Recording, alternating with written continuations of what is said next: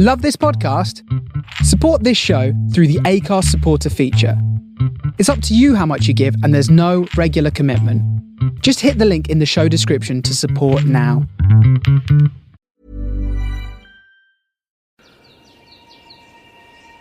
Out here, we feel things. The sore calves that lead to epic views, the cool waterfall mist during a hot hike, and the breeze that hits just right at the summit. But hey, don't just listen to us. Experience it for yourself. All Trails makes it easy to discover the best of the outdoors, with more than 450,000 trails around the world, points of interest along the trail, and offline maps for always-on navigation. Download the free app today and find your next outdoor adventure. The McDonald's snack wrap is back. You brought it back. Ranch snack wrap. Spicy snack wrap. You broke the internet for a snack. Snack wrap is back. Ba-da-ba-ba-ba.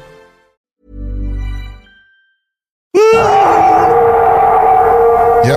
Well, let's hit the script and then Let's hit the script. Let's hit the script, kids. Not the Irish boy band. The script. Right. Okay. Let's make this happen. I'm Ross in Dorchester in Southern England, and this time we got to taste the Judd Trump. Do it properly. Britain, an ancient kingdom with legends of violence, cruelty, and torment in its blood. Join your hosts, Ross, John, and James, as they bravely tread where few would dare. Witness their journey into the horrific history of British horror. They are the General Witchfinders.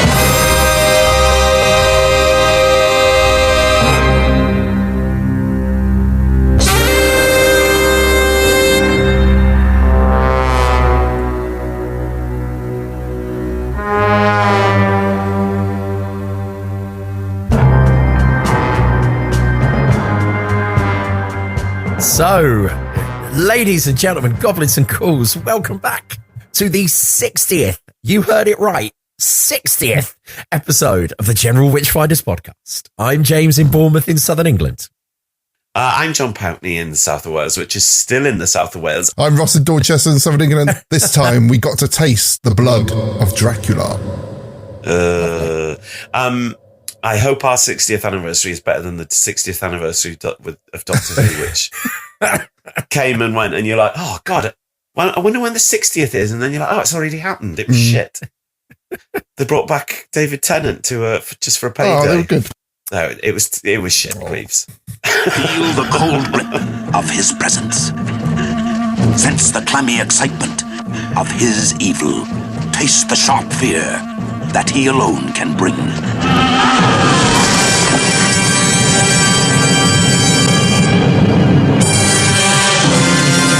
Dracula's blood.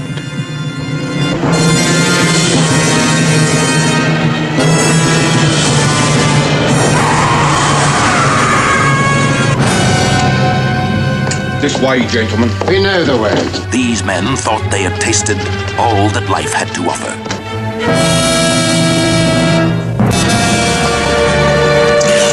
Ready when you are, gentlemen. Would you be willing to sell your souls to the devil? If one thought that one's experience might be extended. It would be extended to infinity. There's someone there. Dracula is back to choose his human victims. Alias. Who are you? How do you know my name? Dracula is back to select his companions in darkness, who must die that he may live. If you shock easily, stay away. She's neither dead nor alive. Lucy! Lucy! Lucy! Braxton! Braxton, listen to me! The mark's on her neck! She's a vampire! Prepare yourself. Every nerve, every muscle. No. Prepare yourself for the greatest shock of all. And this time, we're going back to Hammer, back to Dracula, and back to our increasingly convoluted checklist of films with Taste the Blood of Dracula. This is our 6th review of the 9 Hammer Dracula films. Is that right? Exactly. Although we are tackling them out of order, because of course we are, you may need a wall chart with some red strings to follow along. You can find the links to all our previous Dracula episodes, of course, at generalwitchfinders.com. Which are... What, the ones we've done? We've done 6. Yep. I don't think we've done 6 Hammer Draculas. Okay, I will... Well, there we go. We have done Brides of Dracula. Dracula's not in it. Yeah, but it's counted as the 9 Dracula films. Scars of Dracula.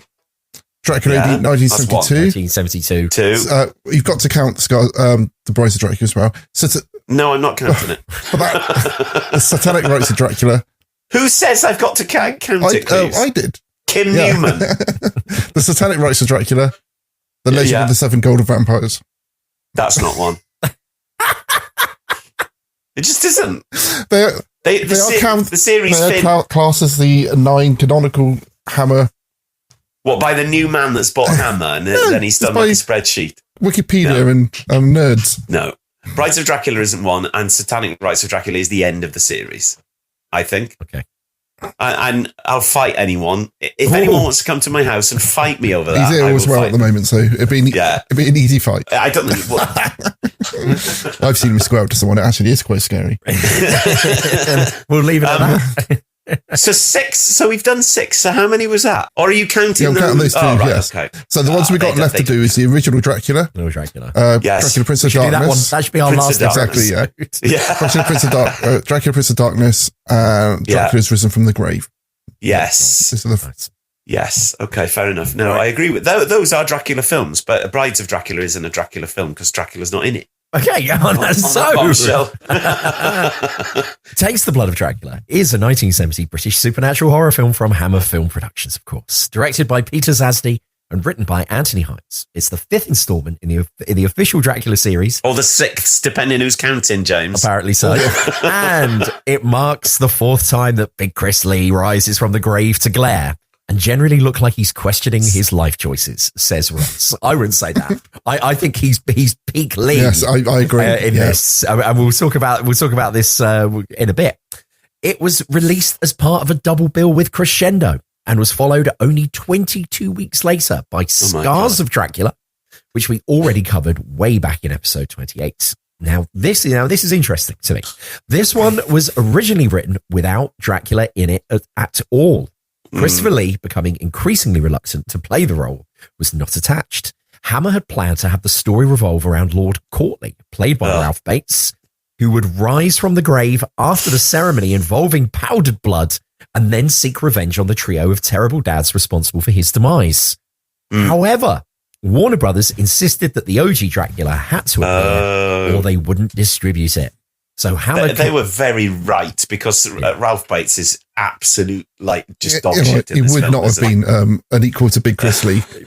I feel... He's not an equal to, literally, if they'd got, Dick Henry to play Dracula. Out of all the films we've watched, as I was watching it, I think one of my notes is, I would have loved to have had a go at playing this role. That's about my acting level as well. James, I think you would have done far better than Bates. And so Blue Steel. Yeah, exactly. Exactly, which is what I've just been doing. He's awful. Right, okay, more on that in a second. So Hammer convinced Lee to return, allowing Dracula to rise in his place. For a shed load of money, I imagine. Well, it always was the case, and take over the revenge plot. There were some edits made to the original release, most notably the scene where the gents visit a local brothel. It was heavily trimmed for the theatrical release, but fully reinstated for the DVD. So, if you're watching a version that cuts away just as things are getting really fruity, you've probably got the original. Alongside Big Chris Lee as Dracula, we are treated to the following actors. Ralph Bates, the aforementioned Ralph Bates as Lord Courtley. Jeffrey Keane as William Hargood. Yeah. Linda Hayden as Alice Hargood. A lot more on Linda Hayden and her incredible eyes in a bit. Peter Sallis as Samuel Paxton. And they're all late. Well, Linda Hayden's still with us, but apart from that, everyone's late. But I will say the late, great Roy Kinnear as Weller. Now, okay, so Ross... Not Paul Weller. Not Paul Weller. Well, that would have been a twist, wouldn't it? So Ross has put some biographical details on some of these people for us. So as always, strap yourselves in. Here we go. So Linda Hayden, born Linda Higginson, trained at the Ada Foster Stage School and made her film debut at 15 in Baby Love, playing a schoolgirl who seduces her adoptive family. Because it was 1969 and films were made exclusively. The whole family? Yeah, apparently so. And films were made exclusively by dirty old men. That's like the movie Orphan, isn't it? And which is based on the real life thing of that Russian woman who was, in fact, much, much older and pretended to be a child. Yeah. Yes. Anyway, okay, there's numerous podcasts you can listen to about that, I believe. She followed that with this role as Alice in Taste the Blood of Dracula, and then very memorably played Angel Blake in The Blood on Satan's Claw, which we may be touching at some point on in the future, I think. Again, with Anthony Hinds. Again, taking on a role that was entirely inappropriate for her age. She later appeared in Something to Hide opposite Peter Finch and starred in several entries in the Confession series, usually alongside her then boyfriend, the great Robin Asquith. She had a brief role in The Boys from Brazil before stepping away from film and concentrating on stage and TV, where she was considered for the role of Bessie Spencer in the sitcom Some Mothers Do Have Them. I can definitely see that. Yes. And Ross hasn't put it in here, but when I was looking yesterday, because I thought, what else has she done? You know, she's got a very striking woman. And it's like, then in the 80s, she was on episodes of Kenny Everett's show. Yeah. She was in Cannon and Ball show. I was like, oh my God, she cut swathe through our childhood. My YouTube algorithm is constantly serving me up Cannon and Ball at the moment. Because I listened to them singing that song once, and now it's just they know you love them. Yeah. Rock on something. And then Jeffrey Keane as Alice's stern father had a long career in supporting roles, often playing ministers, judges, and generally anyone wearing a suit and looking annoyed. Now, Ross has put, here comes a quiz for John. Jeffrey Keane played Sir Frederick Grey, the British Defence Minister, in 6 James Bond films. Can you name them? Yes. Go for it. Moonraker. Correct. Spy Who Loved Me. Yes, correct. Probably View to a Kill. Yes, correct. I would say the first Dalton one. Correct. What's that called? Scared the living daylights out of her. How many right, have I got left? You've got 2 left to go. One of them is one that like everyone always forgets about, but one of them is we often talk about. It's got to be Octopus. Correct. So that's the one we often talk about. And now, so then the other one is it's a Roger Moore one, and it's not the Living Daylights. It must be For Your Eyes Only. Correct. Well done. Hey, that's what you needed to do on that mastermind. So he was M by any other name, wasn't he? After Bernard Lee died. So he's in 2 films with Bernard Lee, but then Bernard Lee looks very unwell in Moonraker, and it moves me to tears sometimes because I love Bernard Lee. He's especially good in The Third Man. But he's got like green makeup on in Moonraker, and you can tell he's probably just been drinking himself. He's just got out of the asylum, isn't he? From Frankenstein, the Monster from Hell. It's like 10 years later, and he looked fucked in Frankenstein and the Monster from Hell. So then he takes over with the guy that's in the guy that's one of the baddies in the Valerie Leon mummy film, Curse of the Mummy's Tomb. I can't think of his name. James something, begins with V, maybe. They're all shouting at home. Yes, I'm sure. So I'm a big fan of Jeffrey Keane. He's good in this. Yeah, very good. It's Utterly miserable. Yeah. Apart from the one scene where he's crawling on his hands and knees with a prostitute on his back, which you see for a couple of seconds. Yes, we've all been there. Well, yes. Right. So, next on our list is I haven't been there. I should just point out. Of course, it goes without saying. I've got in my script. I've got a "We've all been there" in the first couple of minutes. So basically, I've got my one coming up. Right. So Ralph Bates, Hammer's nearly but not quite Dracula, went on to become Dear John. Yeah, we go. It's coming. Dear John.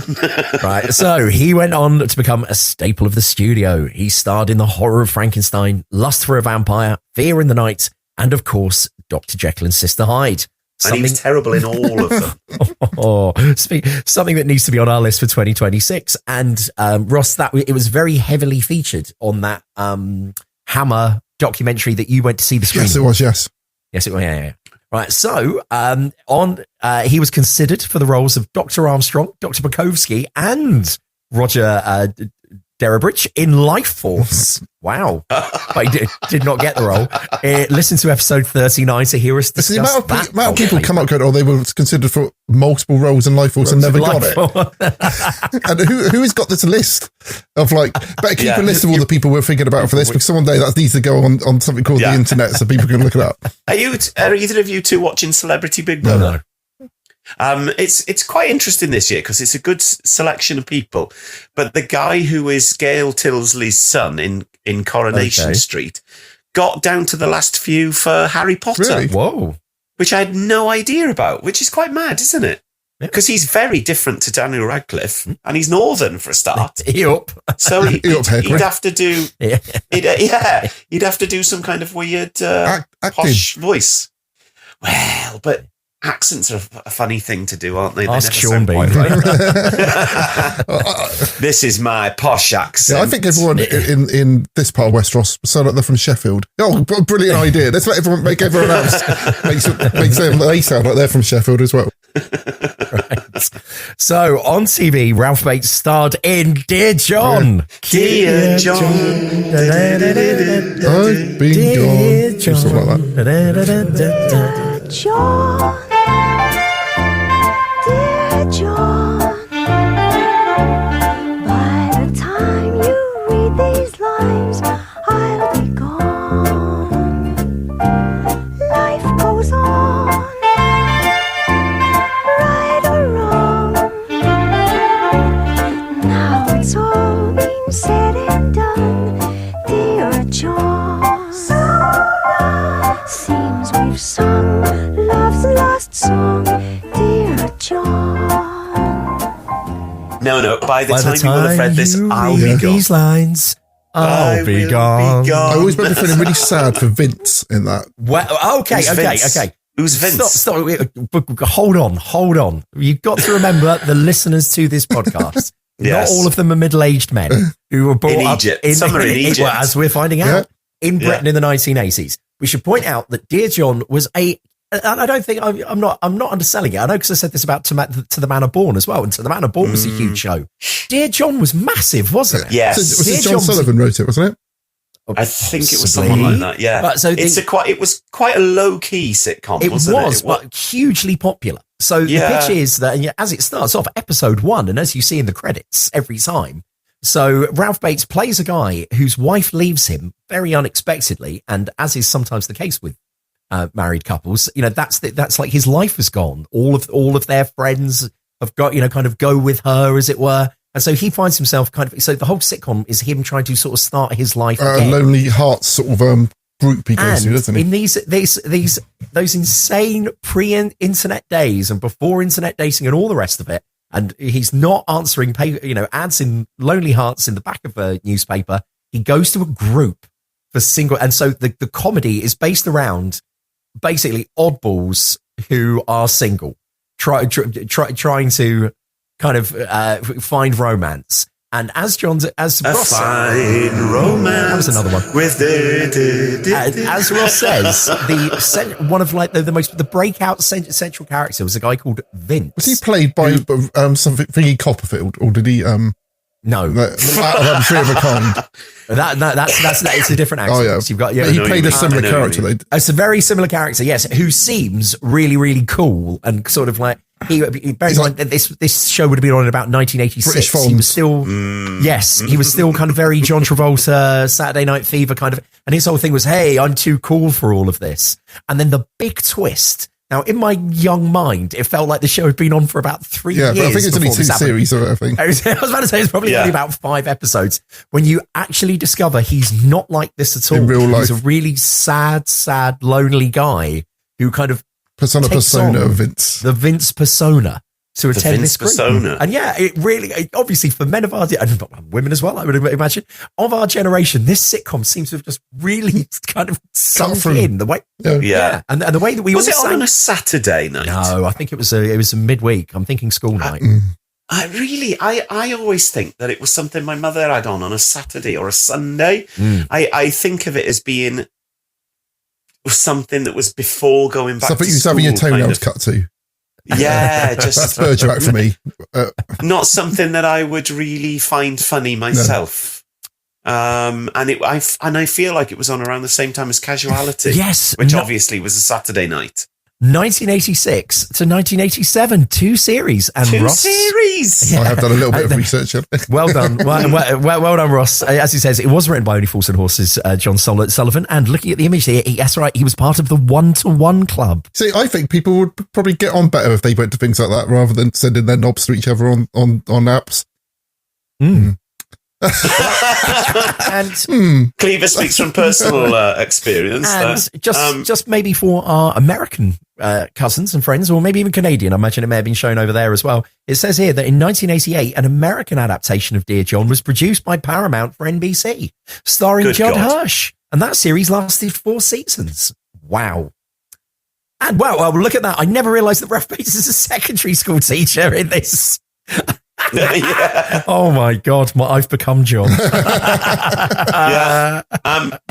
Ralph Bates died in 1991. Yes. That's mad. I remember his death being a shock. I remember his death very clearly. His grave bears the inscription, "Don't worry, be happy." Yes, that's what Ross has got on the notes here. It says that he died. Oh, really? Yes, he died tragically young at the age 51 from pancreatic cancer. His grave. That's the one. If you get that one, you're fucked. Basically. Yeah. His grave in Chiswick New Cemetery is marked with a large metal cross bearing the epitaph, "Don't worry, be happy." From another show he wasn't in. So, don't worry, be happy. Lovely. Who is that? Who sings that? Bobby McFerrin. Yes. And Robin Williams is in the video. Yeah.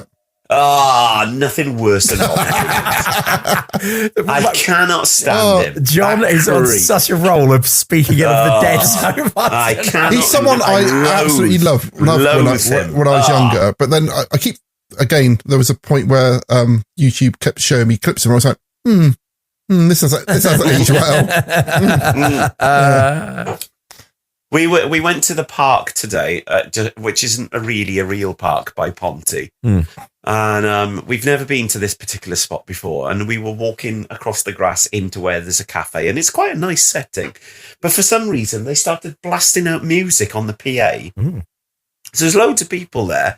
But it was a really, like the music you have on adverts where it's a popular tune played on a ukulele sung by some simpering teenage girl, like, relax, don't do it. It was Bobby McFerrin done in that style. Wow. So it was, don't worry, be happy. And I was like, we're going to have to go somewhere else. I can't sit and listen to this music. Just kicking people out of their chairs and so we had to go around to the So we had to go around to the other side of the cafe because I was like, why put music on?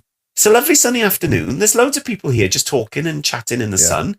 You don't need fucking shit. Advert when I go music. to the beach now, I mainly go around telling people to turn their music off. That's good, man. Oh my God. Do you really do that, I said, I don't want to listen to that. Put some headphones in. My God, such a boomer. I don't listen to that. But this is fine.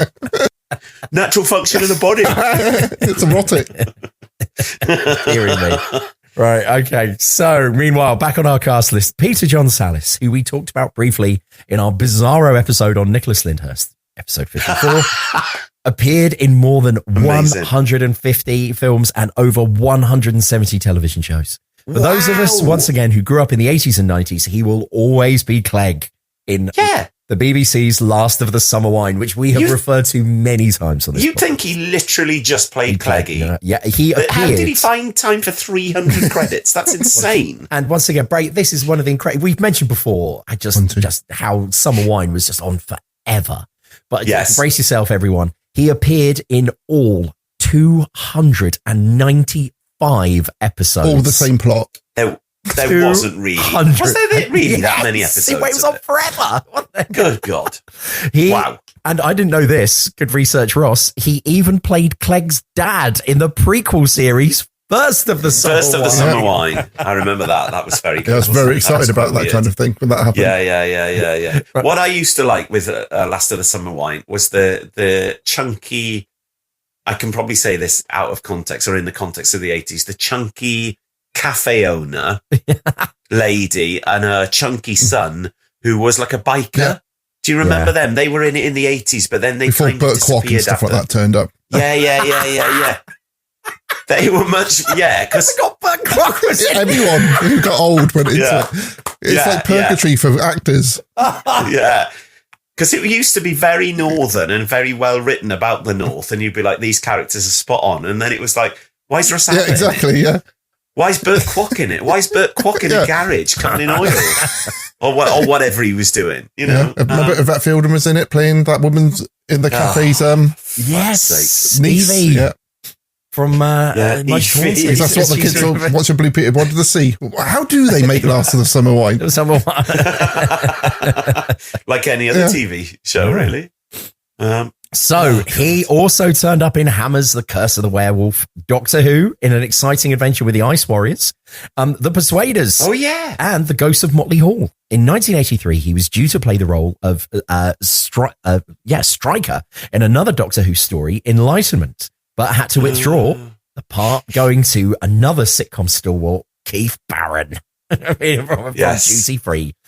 He popped up as starring alongside Nurse Gladys Emmanuel. Yes, he popped up as Mr. Gladstone in an episode of the first series of Catweasel in 1970 and acted alongside Roger Moore and Tony Curtis in an episode of The Persuaders. In 1968, he was cast as a well-intentioned coker in a BBC radio production of The Day of the Triffids.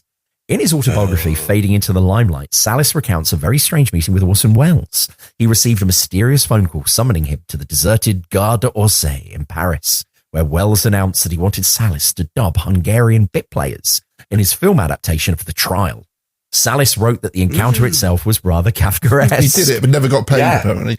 Wow. Tony Perkins is in that, isn't he? Well, right. Okay, so he voiced the rat in Wind in the Willows from 1984 to 1990, alongside Michael Horden, David Jason, and Richard Pearson. All very cozy, if slightly melancholy, says Ross. In 1983, he played the lead character Jim Bloggs in the uniquely British and terrifying When the Wind Blows, alongside Brenda Bruce as Hilda, which, of course, is, as we've mentioned before, is kind of the twin to Threads.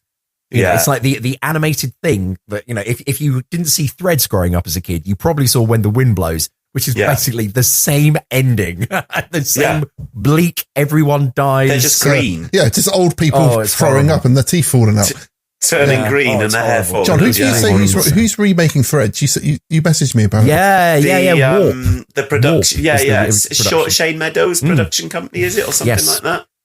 Absolutely. Except they finished it before the real food war starts. Things like that don't need to be made at the moment. Because they're totally... they're not as mad as reality now. And what needs to be changed? It's there. We all said when it was on again and when we covered it, was that a Patreon exclusive or is that one else? No, it's just a Patreon, I think. Okay, well, if you listen to it, there's another reason to subscribe to our Patreon. When we discussed Threads, we all just said... it is the most terrifying thing that we've watched ever because of the reality of it. It's horrible. And it's like, what are you possibly going to add? Well, it feels like a documentary from the future, doesn't it? Which is the past. Yeah. It needs nothing adding to Me and James are quite pissed when we talk about that as well, though. So it's good. It's good, though. It's good. And I stand by my view on it as utterly one of the scariest things. And the scariest sound for me, whenever I think of it, is the sound of the teleprinter at the start when it says like how many megatons the bombs are and how many people are dead already, and you're just like, fuck, this is fucking harsh. It's so disturbing. Anyway, so what they're going to do with it, I don't know who they're going to cast in it, and I feel like it just needs like unknown people casting. Bring the guy back from the what's the sitcom? Reece Dinsdale. He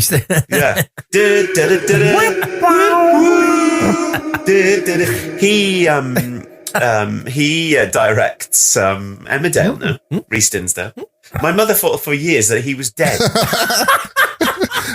and whenever Home to Roost would be on, she'd be like, "Oh, that poor young man, he's dead." And I'd be like, "Okay, he's still, IBS thinking he's alive. He's still on TV. We're still making these, man. I remember, was it ID or something like that came out about football hooligans? Yeah. He's in that. And I remember then her saying about that, oh, that's that young lad that died. He's still alive. The McDonald's snack wrap is back. You brought it back. Ranch snack wrap. Spicy snack wrap. You broke the internet for a snack. Snack wrap is back. Ba-da-ba-ba-ba.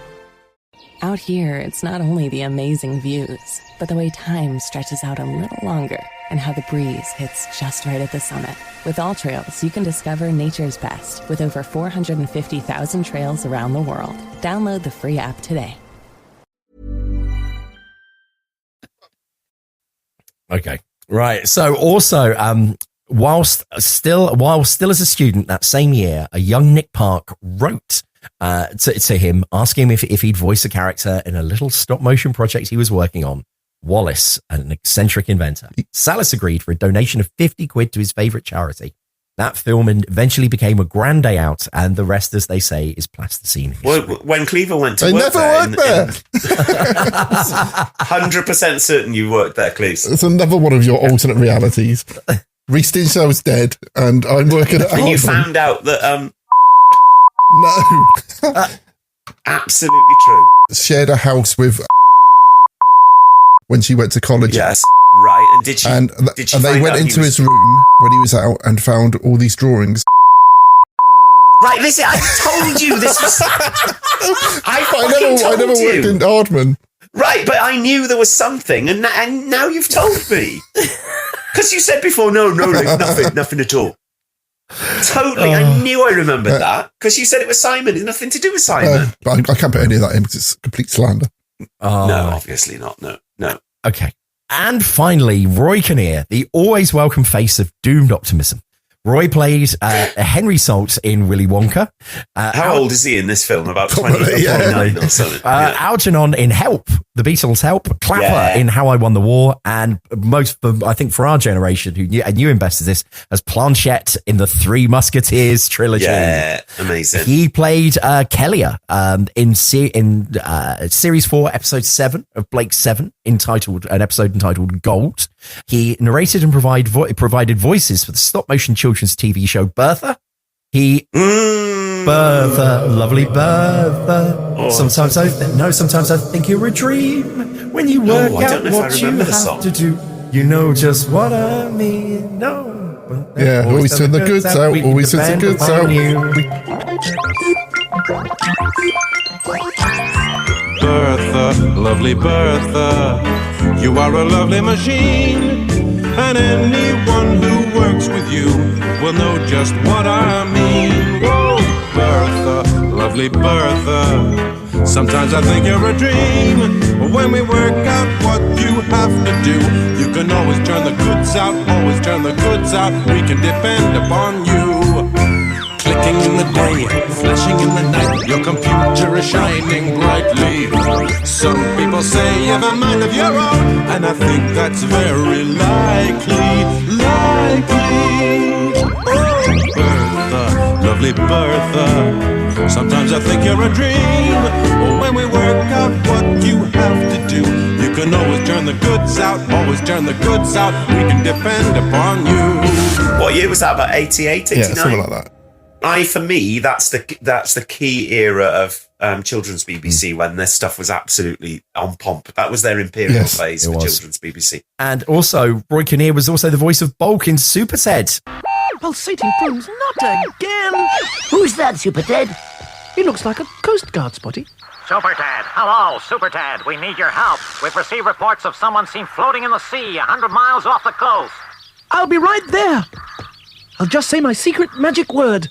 Yeah? I heard it! What was it again? Sarsaparilla? Abracadabra? No. I've got it. I think I'll say my magic word, Spotty. Alongside John Pertwee, the Third Doctor, and Ross's John. What would you say was the best-looking Third Doctor adventure? And why? Well, the best looking. As in, like, best quality, did you say? Well, that's the best quality, obviously, is that 16mm filmed spearhead from space. The best looking one, it's difficult to say, really. I got a penchant for Day of the Daleks, where Pertwee goes round on a little, like, Honda trike with a noise dubbed, like... and then he stops to look up at some futuristic towers that are basically just... council blocks in like the East End of London or something. Just loved hanging around brutalist architecture, didn't he? Yes, I always love in Doctor Who how the brutalist future is literally just the Hayward Gallery. We live in now. Yeah, is that the end of that? And almost, it says that Roy appeared in Mike and the Mechanics music video as a stressed band manager, and according to IMDb, he turned up in the Sooty Show as Spider-Man's assistant. Whether this is canon in the Marvel Cinematic Universe remains unconfirmed, but we live in hope. And I'd watch a Hammer film. I'd watch a Marvel film if Roy Kinnear was in Me it. too. And it's time to pour a drink, listeners, because in 1987, Roy Kinnear played Harold Beamish in an episode of Boom! Still back!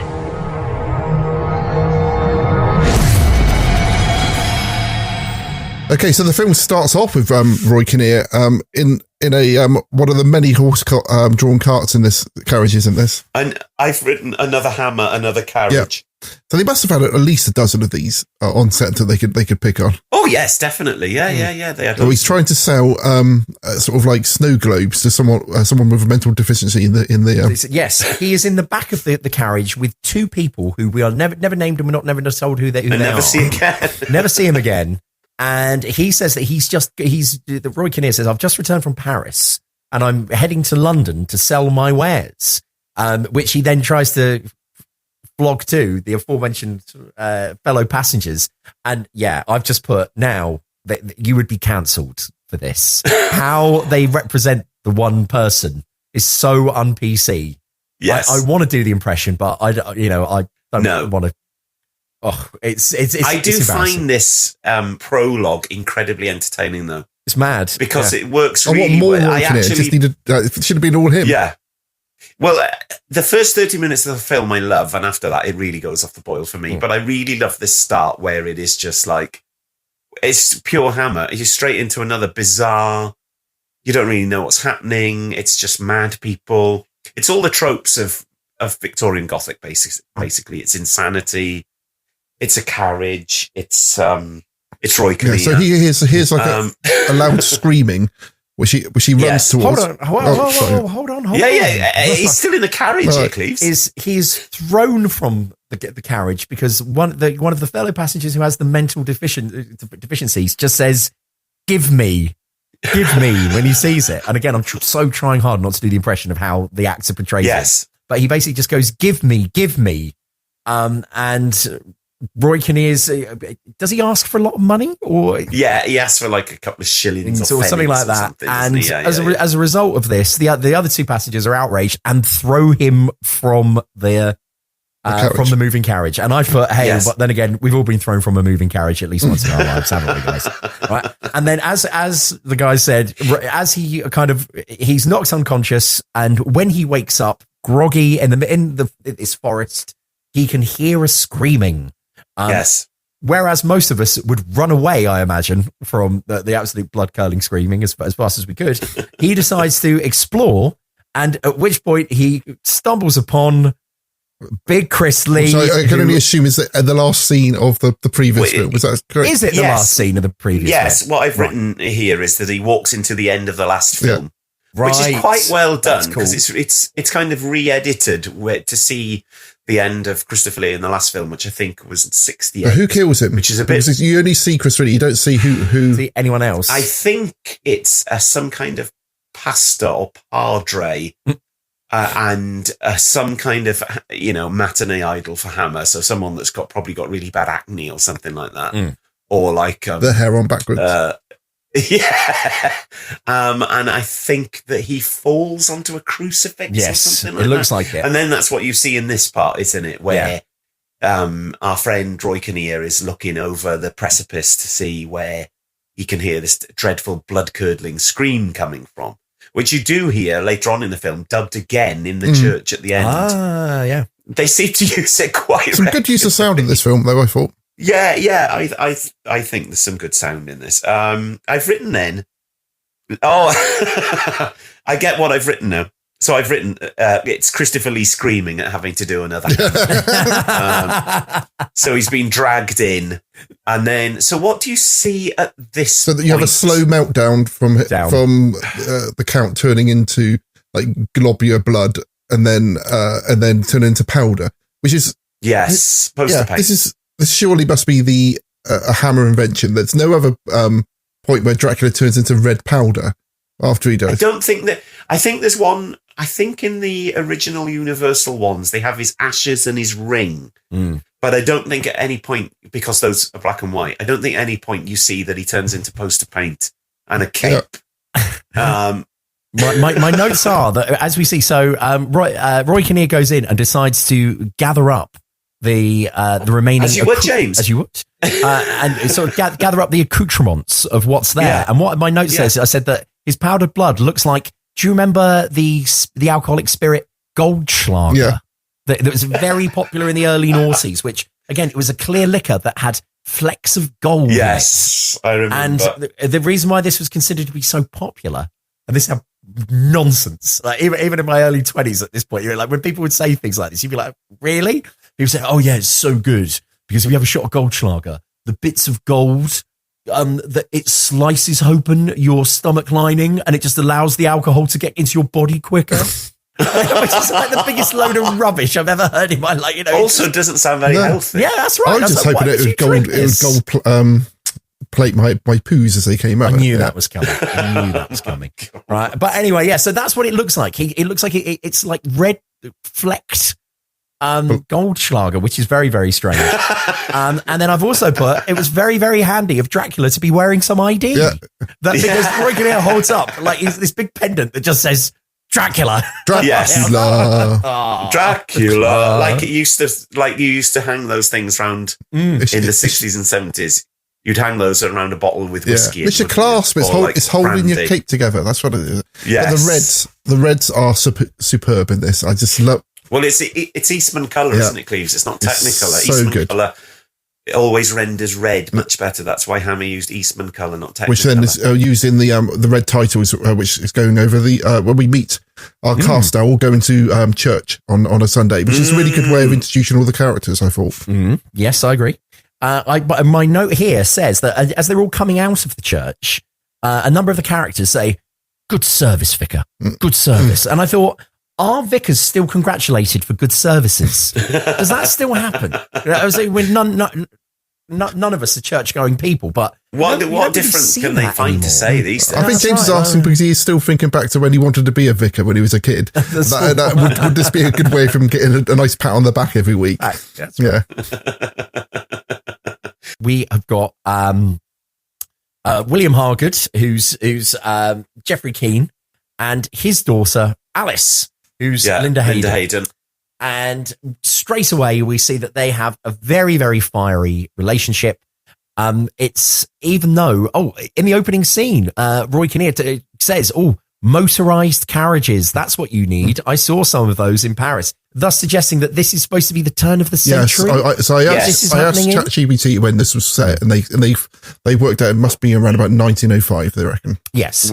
So which means that the costumes are totally wrong because they're Victorian, not Edwardian. But never mind. And even though we're heading toward votes for women and suffrage, the father is extremely unwilling to let his daughter do anything. And has an very, very restrictive relationship on her. He does not like her boyfriend and says, no, you can't even see him. I don't like him either, James, to be honest. Fair.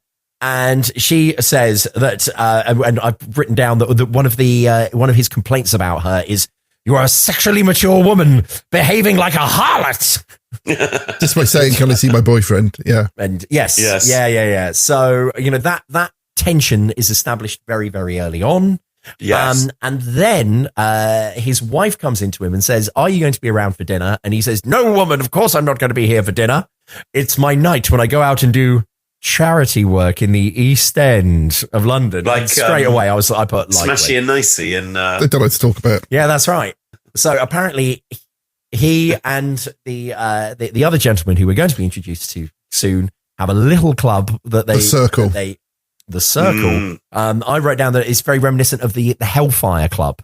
Yes, that's what I think it's very loosely based on. I think the whole feel of this film is at least 30 or 40 years before it.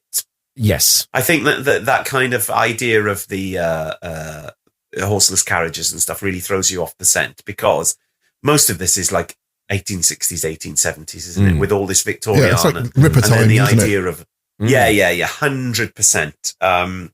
And that all this stuff to do with going into the East End and stuff is much more Victorian than a kind of Edwardian idea of not that I think I expect any Hammer film to be historically to know to be like way. Sure when it is, where it is, what country it is, like who's in it, what the currency is.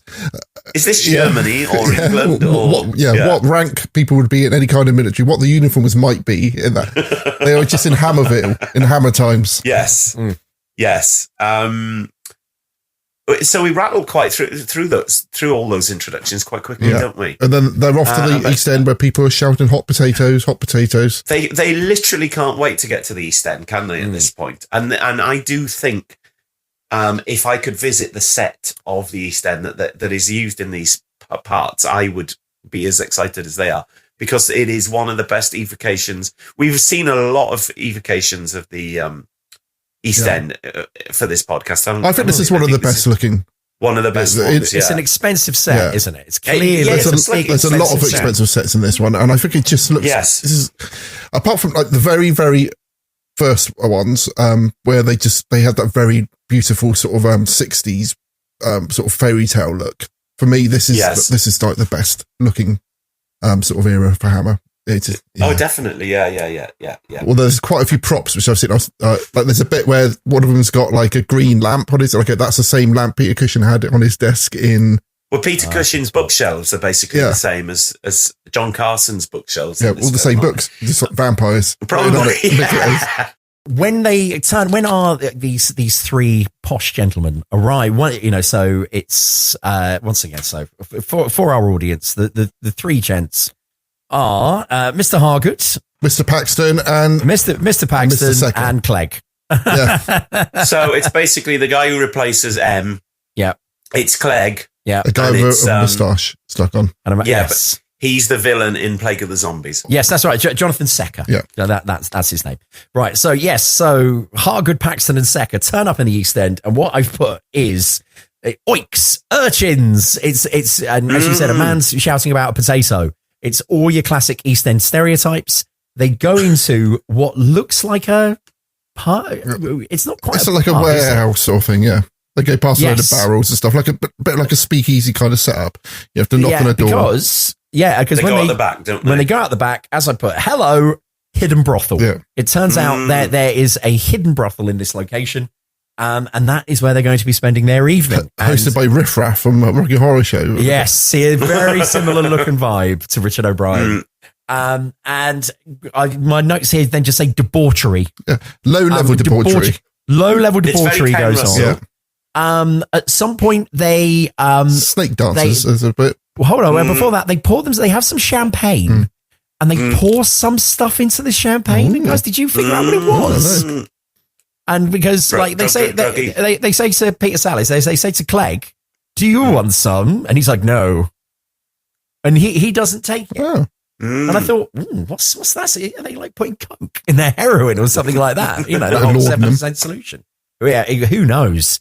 But yes, so debauchery or low-level debauchery goes on, and my notes say there is nothing as funny as removing an exotic stripper's boots. Because at one point, there's an exotic stripper entertaining them, and she's wearing long sort of thigh-high boots, and she presents them to John Carson to remove, and he just finds this hilarious. There's a lot of laughter in this film. Sex laughter. I think we've deduced in these films in the part if something sexy is happening, people just find it hilarious. And there's a bit where there's a lady doing a sexy dance with a snake, which is very popular in the late 70s, early 80s. I've written here, Keane gets Madeline Smith, which I think is a very good deal. And Clegg is eating a banana. I don't know if that's some kind of... they just want to experience everything that the world can give them. Yeah. Yes. Give me a banana. So basically, what's going on with these, and I was thinking, this is like the 70s version of Hellraiser, essentially. There is someone who's like, these people are like, we want to experience everything the world can give us. So in like the 80s, Hellraiser, that's like, that turns to S&M. But in the 70s, it's like, that's...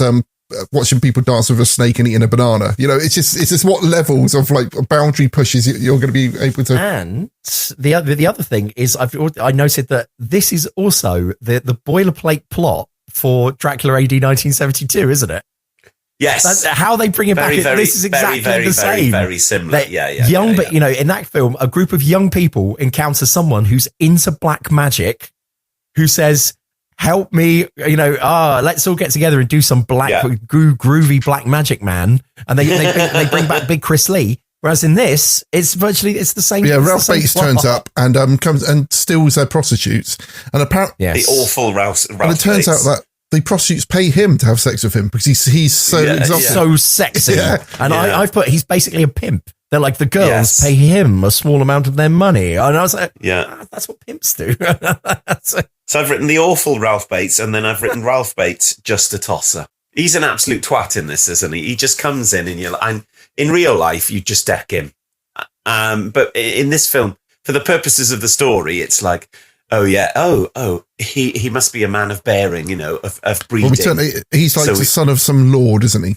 Yeah, Lord Courtley. He is Lord Courtley. He is a disgraced Lord Courtley. Apparently, he's got no money, but he manages to get money off of prostitutes. And they find out the reason he does it is because he's Alistair Crowley, basically, isn't he? And, yes, he is. Yes, he's a de facto Crowley. So our group they've tasted everything which the East End can give them. They want more bananas, and we should point out as well that they're starting to become jaded because they've debauched so much.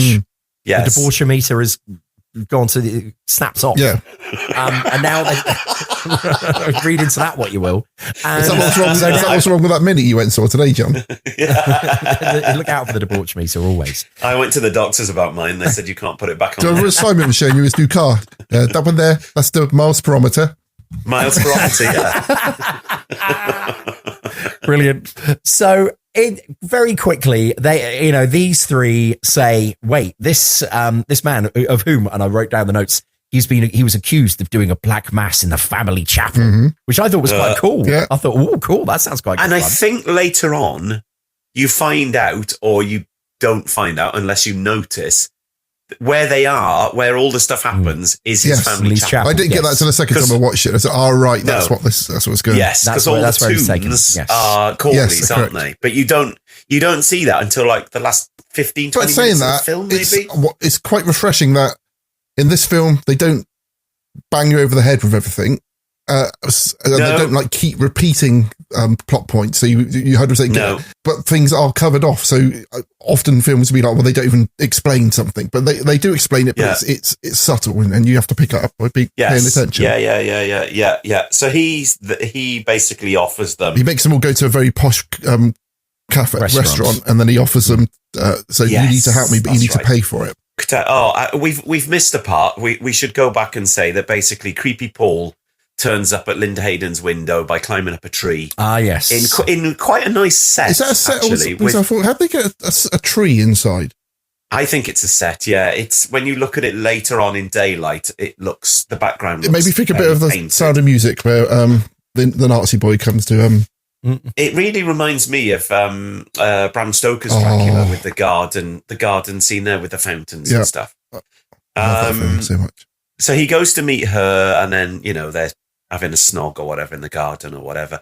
The kids in this film are a bit annoying, and they're a bit like the kids from the Double Deckers at first or something like that. They're just a bit too jovial and a bit too winsome. And the interesting story that has started with Roy Kinnear and all that stuff, you're like, let's just go back to that, which they then do. So Lord Courtley takes the three men to Roy Kinnear's like old curiosity type shop, where he has got Dracula's cape, ring, poster paint. And they've heard of Dracula. False teeth or something. Yes, they've heard of Count Dracula, haven't they? And they want 1,000 guineas to buy this off them. And I've worked that out. So if this film was set in 1904, 1905, 1,000 guineas is £1,050 in those days. So that would make it £163,154 nowadays. Yes. Whoa. Well, I'm out by £3, Cleves, because I worked it out to be £166,000. Crazy. So yeah, it's an awful lot of money, isn't it? But they agree to pay this. I wonder how much Dracula's cape is now. Well, 1,500 quid.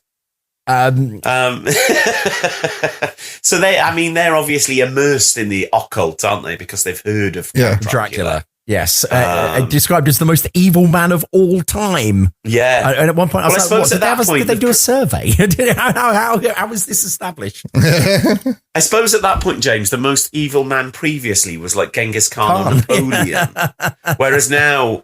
Yeah. In the 20th century, it's like Rasputin. Was he evil, or was he just? He's mad. A very naughty boy. He's mad. And, in the 20th century, though, we've got Hitler, we've got Pol Pot, we've got Stalin. We really sort of upped our game, didn't we? So, John Lennon. They pay a lot of money for a big Chris Lee cosplay kit, don't they? Yeah. Basically, for their mate, who they've literally just met, and then who asks them for £166,000. So it's slightly far-fetched. Would you be prepared to sell your soul to the devil? And yes, but there's no kind of like clear indication of what they're going to get for it, apart from experience. Yes, they haven't even done bungee jumping yet. It will be paid back 1,000-fold. He says to them, doesn't he? What's 1,000 times 166,000? 166 million, is it, or billion? I don't know.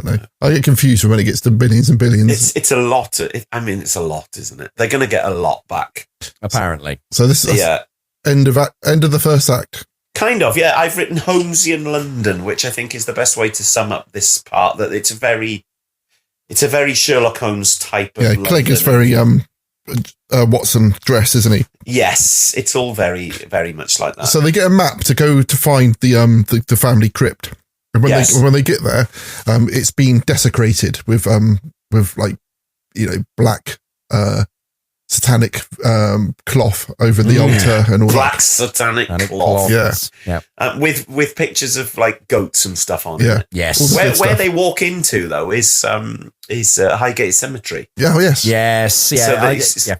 So you get two shots of the entrance to Highgate Cemetery. The Egyptian part, I think it is, where it used to go to where the tree was, but the tree's gone now. And then so what I've written at this point is that up to this point, it's been the most kind of familiar installment in many ways for me, in that you recognise all the cast, the music's incredibly familiar. You just kind of know where you are, but then Ralph Bates is just a weak link and really fucks it up.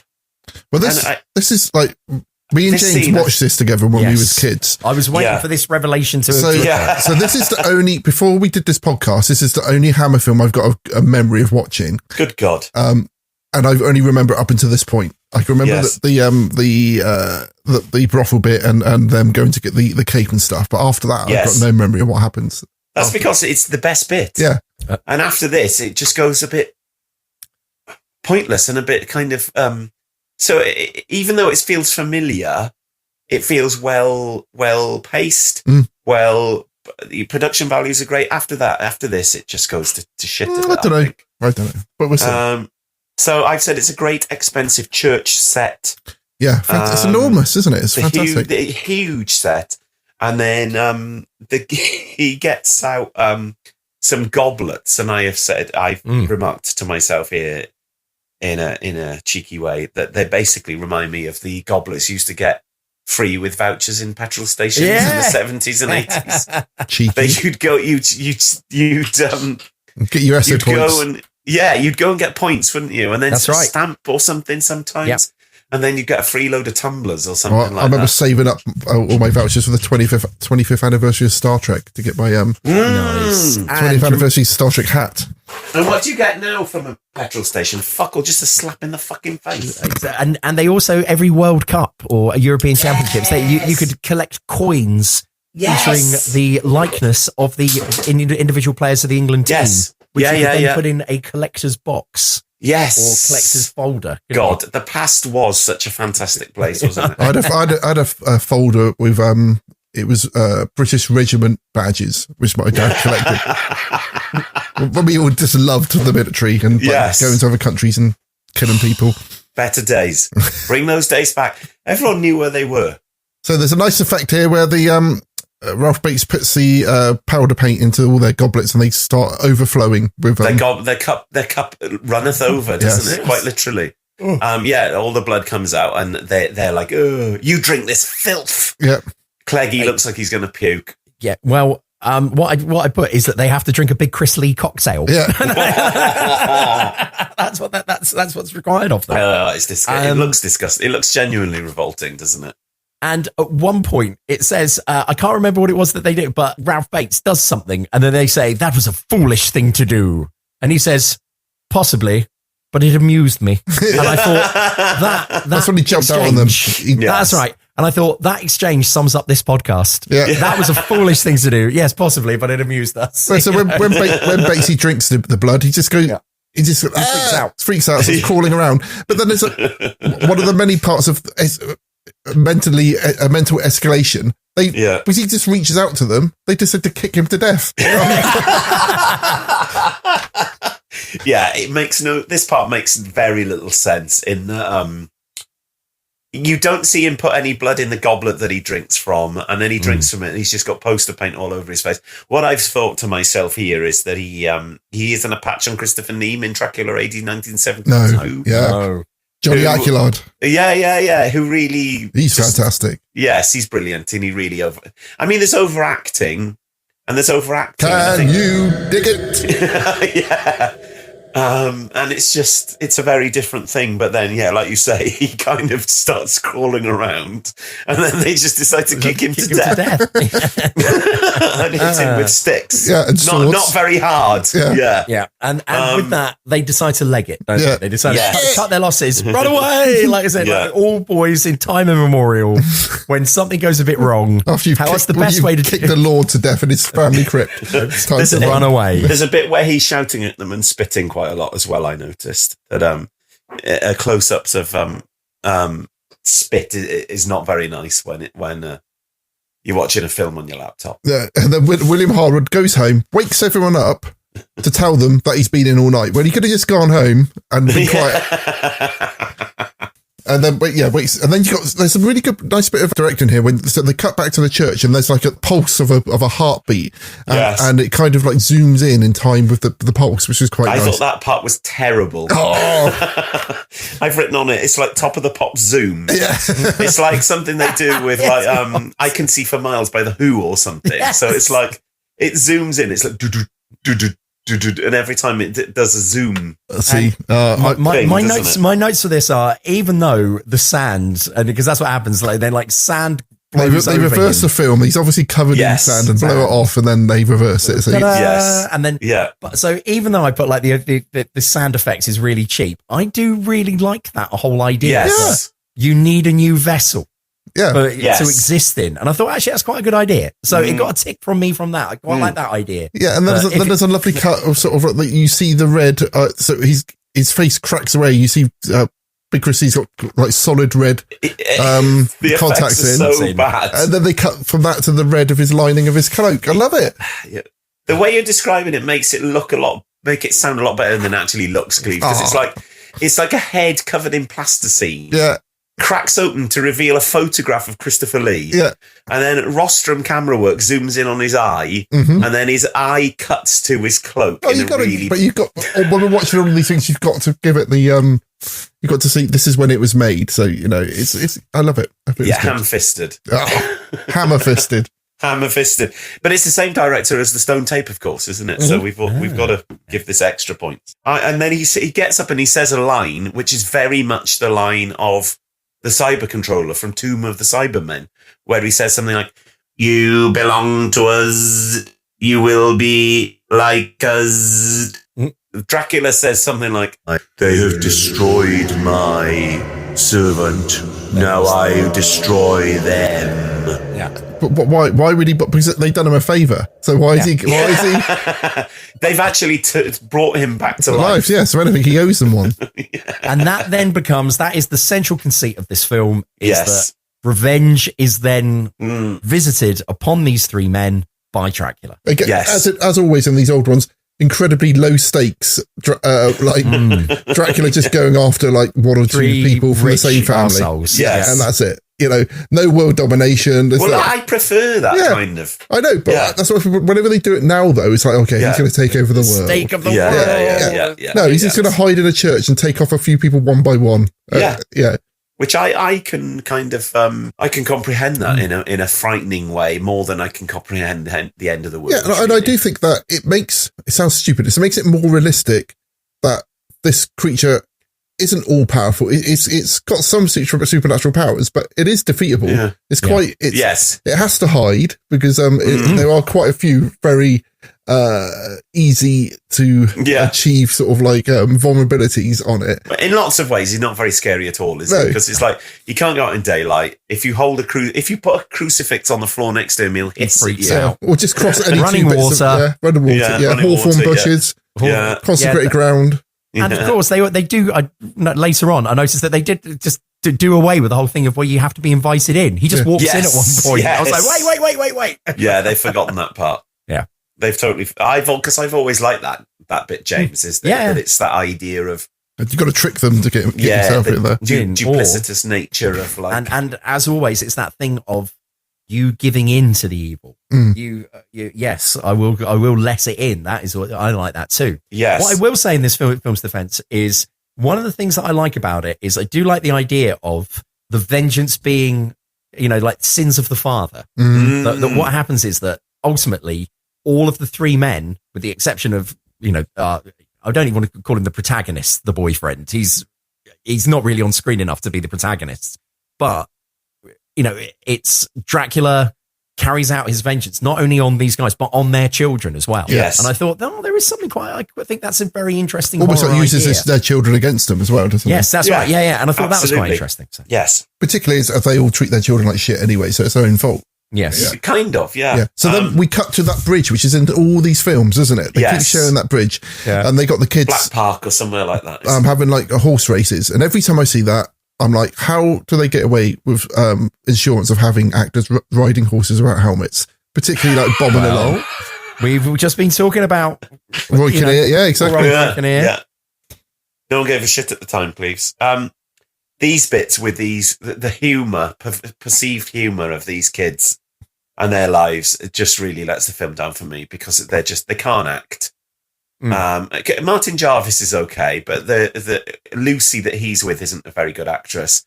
Linda Hayden, as we know, is just towering kind of embodiment of brilliance, and she's my favourite kind of horror star. Yeah. But Paul, her boyfriend, oh my god, he's so awful in this. He's just absolutely terrible. And again, he's someone else who looks like his hair's on backwards. And then they do this bit about, what colour dress are you wearing to the party? I'm wearing purple. And then they do this funny line, what are you wearing, Paul? I'm wearing... And it's just awful. It's like something out of Monty Python or something, isn't it? Yep. It's just really like shit. And then the other two go off. And then Thingy has a cuddle, Paul has a cuddle with Linda Hayden. And who can blame him? Yeah, who can? And then we cut to Cleggy having a sort of a funny 5 minutes in bed because they're all regretting kicking that man to death. Yes. Or they're regretting the £160,000 they spent on a big Chris Lee cosplay kit. Yes. Which they've fucking left in the church. Yeah, some poster paint. And cocktail experience. In many ways, and I'm just thinking about this. This is the sort of thing these days, these days people say, oh, everyone wants experiences. Or what did you do at the weekend? Oh, we did this experience. Like secret. Drove a Ferrari. And secret cinema do this, don't they? It's like, oh, come in, we're going to do, pretend like you're in Greece and all that, not the country, as in the movie. That's quite easy to achieve. Eat some olives. I really like the idea of, come and experience our unique Dracula experience where you will be offered the chance to drink the blood of Dracula. Yeah, you do it. And then as soon as it happens, the guy's like, I want my money back. Oh, no, sorry. There's no refunds available. The company's folded.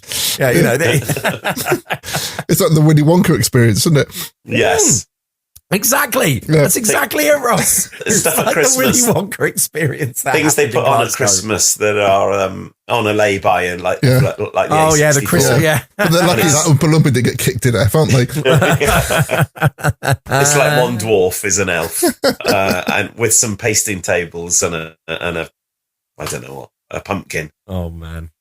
Craziness. So yes, I think we can kind of sort of start speeding this up a little bit, can't we? Yes. In short, Big Chris Lee manages to get his hands on Linda Hayden, and I said that's. She's probably 17, so that's not. But that is the shot where Big Chris Lee does his vampirism hypnotism thing, and they do an extreme close up on her eyes, and her eyes are incredible, aren't they? Like the clearest blue eyes. When you said eyes earlier, I thought you was using it as a euphemism. Not like my dad does. He talks about women who are blood breasts, and that's eyebrows, Ross. Oh, okay, yeah. That's his nice eyebrows.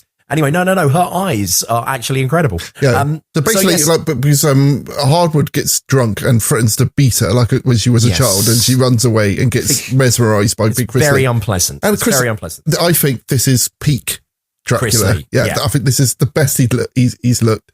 I think it's something to do with the way it's shot and it's the colours, and he just looks great in this. And why want to say he looks shit in Scars of Dracula? Scars of Dracula, yes. And filmed the same year. What is the difference? What went wrong? Well, I think it was a different production team that was trying to restart the franchise, wasn't it? But you watch this and you think, why are you trying to restart the franchise? Because this is really good, yeah. This is far superior than Scars of Dracula. Yeah, just continue from here on. I think what they tried to do with Scars of Dracula is probably cut costs and try and make something in like the kind of giallo Italian kind of format that was just like a slasher film. Whereas this film probably cost quite a lot to make and then didn't make very much money. Well, I was thinking it's got a much bigger cast than a lot of the stuff we would normally watch. Oh my God, yeah. As well. A lot more sets. So this is probably a lot more expensive than a lot. Yes, 100%, yes. And in towards the end of this sequence, the set, William Hargood falls to the floor and he looks up at Dracula. And my notes, I just said that Big Chris Lee looks enormous. Yeah. He's a tall man anyway, but he looks like a skyscraper. I think it's that cape as well. It's amazing. It's like he's shot from the ground looking up. And he looks about 50 feet tall. It's incredible. I just looked and I take back what I said about Linda Hayden because she was only 17 in this film. Yes, exactly. Wow. which is quite mad, isn't it? Again, she looks about 30. I wouldn't have said she was 17. No, Thingy looks about... My lord. Ross. Thingy looks what's his name? Roy Kinnear looks about 55. Christopher Lee looks 70. Yep. Well, no. Yeah. Help me. But what I was thinking is like, this is the first proper apart from the kicking to death, this is the first one of the three bad dads who gets killed, and he gets whacked with a spade by his daughter, by Linda Hayden. But it's a really good close up fate of the shots, and you see the wound and everything. A bit of a fisheye lens. It's really good. Yes, it does work well. And once again, them being killed by their own children. There's something. There's a resonance to that. I think. Because what I really like that Linda Hayden does in this film is that she kind of twists the idea of what the kind of Hammer heroine is like, in that she becomes the kind of pawn of Dracula, and she's quite sassy and she's quite like shady to people, and she's quite mean-spirited, even though she's not a vampire yet. She's a bit of a bitch, which is quite refreshing. And to know that she was doing that at 17 actually is more impressive as well, because it's quite a kind of thankless part for her. Just to be kind of like a bit like a Bond girl, effectively, in that way that people are kind of put on screen. It's just a shame that all that she got given was horror films and sex films. Well, exactly. Yeah, she's obviously much more, and that is that's the whole kind of typecasting and stuff. Well, yeah, the overarching story of British 70s cinema, isn't it? We had so many people who had so much more talent to do stuff, but all they were given was just shit. Yeah. And so if you are listening, Linda, we just want to say we think you're fantastic. She's really good in this. She's great in this. So it's a thankless task, but I think she's given a, she gives a really good performance. Then Michael Ripper turns up with a massive zit on his forehead. Well, something, isn't it? Something's on his head. Yeah, he's got a big growth going on. And he's very underused, isn't he? Yeah. I think he's only in 2 scenes, and it's a bit of a shame. It's nice to see him, but you feel like it's a bit of a changing of the guard moment where the kind of old hammerheads are kind of taken over by like other people like Martin Jarvis. And you're just like, oh God, leave me with, I'd rather have Michael Ripper playing, some kind of stoic Cornish policeman or something than these kind of younger people that are a bit annoying. Yeah.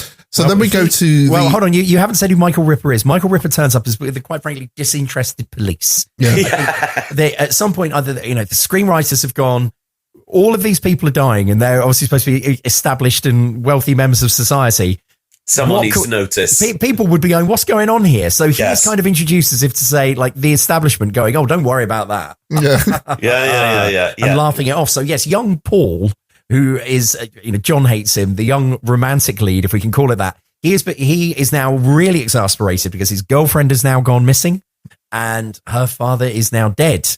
And, Michael Ripper is the copper. He's just like, oh, don't worry about it. She'll turn up. Yeah. But it's an interesting kind of pattern here with these Hammer films, that who the protagonist is or the hero doesn't come into the forefront until normally like the last act. We've said this before, haven't we? Yeah. Like the classic screenwriting tropes that really came into play with films that we grew up with in the 1980s are just totally not here, aren't they? In the 1970s, it's a very different vibe. Yeah, we follow loads of people, they all die, and then at some one of them might end up being the lead. Yeah, whoever survives to the end, that's the hero.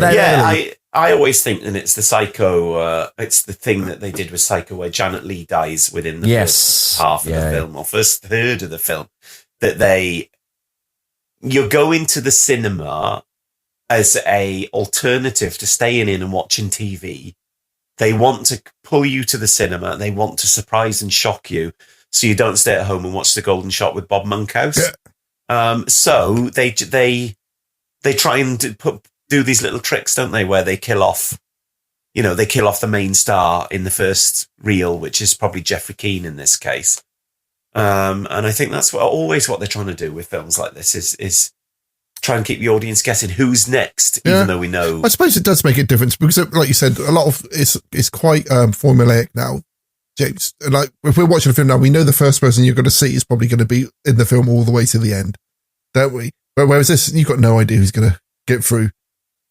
So then we go to the funeral of William Hart, which has been organised very quickly. Yeah, people get about. It's like when I saw Nosferatu at the cinema. So hang on, this funeral, and they built these baby coffins in no time, and they're having the funeral the next day.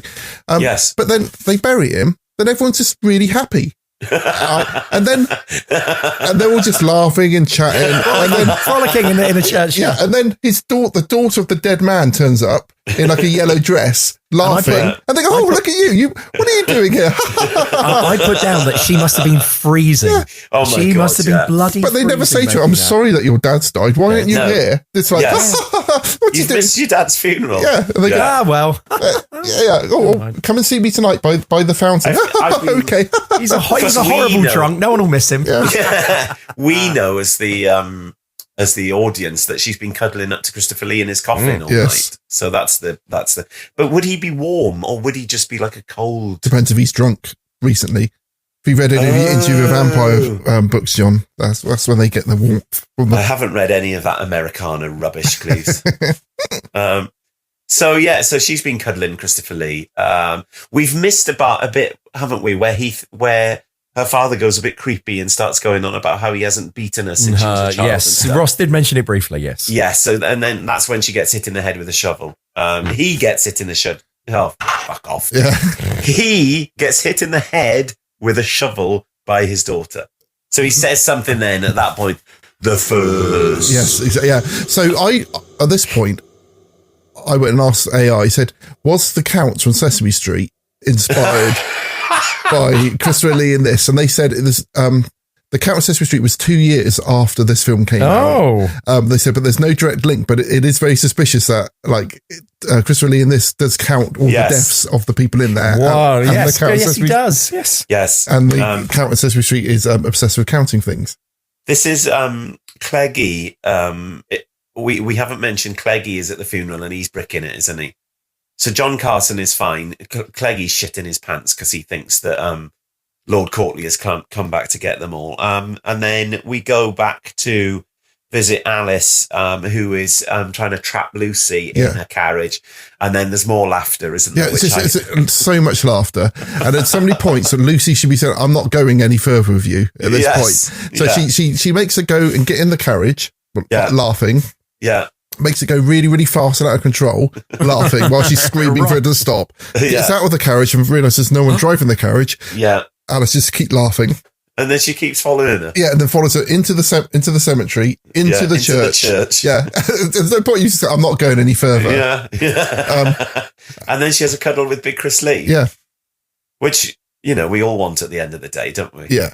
And if we've been taken on a terrifying coach journey, the one thing that would make it better is a cuddle from Chris Lee. Well, apparently it's orgasmic when he bites you. That's what I know, yes. isn't it? I think this film makes that more explicit than any other Hammer film at that point, that it's like, oh God. He lunged towards the camera then, everyone. It was special. I thought he was going to vomit. So then I've said at this point, where did Dracula get a carriage from? Because he turns up out of nowhere. Yeah. Like, how does he manage to get a carriage with his Uber. with his fucking coat of arms in? Yeah, exactly. Yeah, he sits there painting it himself with his little. So then he's cuddling Lucy in the church. He's got his red contact lenses in. I love that. I love that look when he gets the red contacts. That is iconic for. Big Chris Lee, are you going to wear that to work next week, please? Well, no, I couldn't put it off. I don't have the Charlemagne bloodline, do I? So this one's second suddenly becomes an expert in vampirism. Yes, for some reason. Because Clegg says Lord Courtley's coming back to get us, so he says, "Well, we're going to go and check." Yeah, if the body's still in the church, because previously he said. No one goes there, and if anyone does find it, it'd be a tramp. Tramp klaxon. Yeah. I thought they were going to say like an animal will find it, or like a wild animal will find it, but no, it's a tramp. And no one listens to tramps. No one listens to Plinky Plonk. So then they go to the church, and what do they find out? They find Lucy there in the coffin, looking very vampiric. Yeah, and then this again escalation. There's your daughter who's gone missing. She's a vampire. We need to stake her through the heart. Okay. I couldn't do that. Okay, don't worry. I'll do it. I'll smash up this pew, and I'm about to do it. And then Clegg pulls a fucking gun on him. And in my notes, I can't remember from when Ross and I watched it. I don't remember Clegg being tooled up. No. Yeah, I really like that part. I always got excited when Dr. Watson pulled out his revolver in home stuff. Yes. Imagine what Dr. Freud would say about that, Ross. So he shoots John Carson. John Carson goes outside and falls down and falls asleep. Clegg's in there. Clegg decides that he will stake her. Again, no proof that vampires are real. There's no point does he check to see if his daughter is actually still alive. Well, he sees the marks on her neck and he's told that she's a vampire by that's enough then, a isn't very it? knowledgeable man. Yeah. And then he goes to stake her, but then she opens her eyes, which I always like that bit, the reveal in vampire films when it's like, ding, and like they've opened their eyes. And then Dracula comes in. Yeah, and then Alice and Lucy sort of fight Clegg to a pew, and like Clegg very obligingly undoes a couple of buttons to get his coat back, so that and they stake him. Yes, which I think is quite neat. Oh, it's again loads of blood, real big close up on Clegg's face as he's flashes of blood. It's very I good. think that bit's quite good because it's like I can't think of another film where what happens to the vampire is turned on to the goodies. Again, and James, it didn't occur to me that he's been killed by his own kids in this one as well. So that's good. Yes, well, I think that's the general. Hang on, let's wait for John to face the the microphone. I think that's the general rule of thumb here, isn't it? But they don't make it too kind of obvious that it's the children. Each child is killing their parent. Yeah. Which is quite an interesting idea, and also happens to John Carson with. Well, second sort of. There's a bit of backwards and forwards, which again you wouldn't do in a modern film. He goes back into the church, comes out of the church again, stumbles home. Again, with all these things, it's a gunshot is only deadly when it needs. It's important to them. But this is the point where he gets to go to write a long letter, which happened in the Gorgon as well. Yes, of course. Yeah. I am turning to stone. Let me write you this short treatise. And the E is like, so he dies. Again, Michael Ripper turns up. Is that dismisses true? it. Yeah, dismisses is that true? Yeah. Kind of true, Cleves. Yeah, Martin Jarvis turns up as well. He gets mesmerised and kills his dad. Have we just given up? Well, I say, in short, that's what then starts happening, isn't it? Yes. So our original three are killed off until we then get to our grand finale, which is when Paul, the soppy, now seemingly protagonist of the film, then realizes what's going on, and he's like, I've got to do something about this. He gets a little map. So he gets a little map out that tells him where you can find Dracula, and then very handily, there's a book on vampirism in the family shelves. Yes. And then he's like, right, okay, let's go. He does go for the most complicated, because like in that book, I imagine it said, these are the ways to kill a vampire. And he was like, I'm going to go for the reconsecration of the church. And that's what I write down there. Did he have to write a letter to an archdeacon to get it reconsecrated? This is like the most complicated way to kill him. Yeah, just stake the fucker. Yeah, so that's what he does. So he goes in and does a bit of a grand designs. So after he finds his sister in the river, in the lake first as well. Yes, that's good. Yes, I like that. There's a nice little bit when he's putting her out, and she's meant to be dead, but then she grabs onto his back because obviously he was about to drop her. If you watch Oh, really? Yeah. Oh, I didn't see that. Yeah. So he's in the church and he goes around and he does a bit of incense and stuff, doesn't he? Takes down the sort of the ISIS flag and puts up sets up a very standard Church of England kind of font. Altar. Come on, RE teacher. Yes. Look, come on, I'm on holiday. I'm tired, and I'm on holiday, and it's 11 o'clock at night. Puts the cross of the door to stop Dracula getting out. Yes, clever. Which is good. Yeah. Puts the big church candles in. So there is then a weird sound effect. Yeah, radio sound comes on, doesn't it? I don't get that bit, and I've never got that bit and what that bit is meant to be. Whether that's some kind of psychic attack from Dracula. Yeah, I thought so. It's like him dismissing his vampire the evil powers. Or is it the evil that's kind of leaving the building? But to me, it sounds like they're playing that through a PA in the actual set. Yes. It doesn't sound like a dubbed sound effect, which is really quite Does weird. something like that happen in AD 1972? Am I misremembering it? I can't remember now. Probably yes at the start. I mean, it's very similar to the sound effects in Quatermass in the Pit, the colour film version with the space trumpet. Yes. Oh no, I'm sorry. That's Peter Sasdy's other fine work, isn't it? Yeah, and then we get like the glowing cross, which is that's brilliant. Is that done with reflective materials? Yes, like it's the Superman. It's the stuff that Slade wore in Slade in Flame. Is it called Mylar? Maybe it's called something like that. Yeah, it's what the people wore on Krypton. Yes. So basically, you have to have a light source that is as close to the lens as possible, So mounted on the lens, and then that stuff will reflect in a very, very impressive way. And I think this film was the first time, when I first saw this film, I think that was the first time I'd ever seen anything like that. Brilliant. I was like, whoa. Works really well. It's a really, really good, because it's just a practical effect. There's no like trickery involved. But then Dracula goes nuts and starts smashing the place up, doesn't he? Oh well, yeah. Well, like I said, so you say Dracula, cross. it's a stuntman with a very different shaped wig. I should also point out that when he enters, I put down, it's a great entrance from Big Chris Lee. Yeah, he like swoops in. Yeah. Into shot in the best and sort of flips the cape around. He gives it maximum vampire, doesn't he? Yes. He's serving maximum vampire. There's a lot of metrosexual love for Big Chris Lee in this one. Oh, isn't there? you know it. Yeah. What a man. But yeah, so he comes in. So Linda Hayden at this point, is she a bit pissed off that she hasn't been vampirized yet, isn't she? Something like that. She wrestles the cross off of the young lad.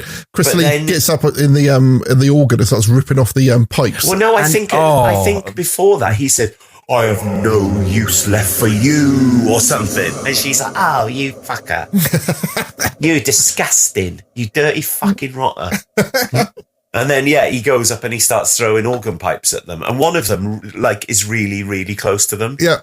I was expecting someone to be impaled by one of these. Yes. Well, and I put down I said Big Chris Lee using church organ pipes as a weapon was not on my bingo card for this film. Yes. It's quite a surprising turn of events. It's a really, really, really odd ending. But it goes back to that thing of this being a small scale monster who just basically has like a tantrum.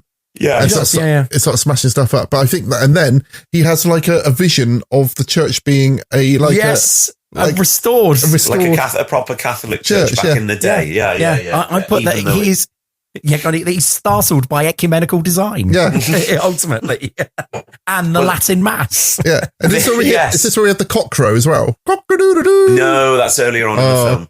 Yeah. That's when he. That's much earlier in the film. Yeah. So then he goes and he stands in front of a stained glass window, and then he's like, and he moves to one side, and the cross in the window is glowing, isn't it? So it's obvious that's had some kind of mad effect on him. And he falls off horizontally and lands vertically. Onto the altar. Perfectly. Yeah. The altar. That's quite odd, isn't it? The way that's put together. The ending of this film, I first saw this film, must be like 1990, 1991. And I never liked it when I was a kid because I had no idea what was meant to be happening. There's no point where they explain about the reconsecration of the church. No, not at all. So it's just like, Dracula has seen a few crucifixes.